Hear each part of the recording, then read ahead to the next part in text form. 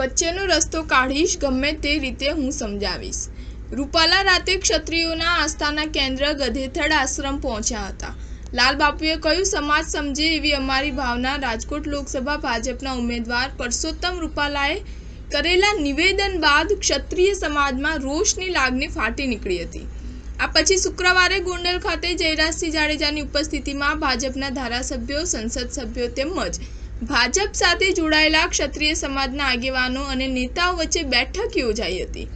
એમાં પરસોત્તમ રૂપાલાએ હાજરી આપી જાહેરમાં ફરી એક વખત માફી માંગી રંજ વ્યક્ત કર્યો હતો। આ પછી તેમણે રાત્રિના તેઓ ક્ષત્રિય સમાજની આસ્થાનું કેન્દ્ર સમાન ગધેથડ આશ્રમ ખાતે લાલબાપુની મુલાકાત લીધી હતી અને તેમના આશીર્વાદ મેળવ્યા હતા।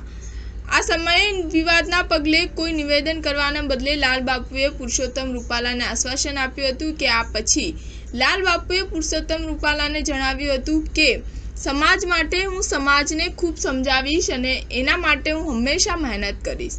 બને એટલી કોશિશ કરીશું કે સમાજ સમજે એવી અમારી અને લાગણી છે, એટલે કે અમે કરીશું। કારણ કે સમાજની જે ગરિમા એ સમજે અને હું સમજું એ પ્રમાણેનો વચ્ચેનો રસ્તો કાઢીને ગમે તે રીતે મારી રીતે હું સમજાવીશ।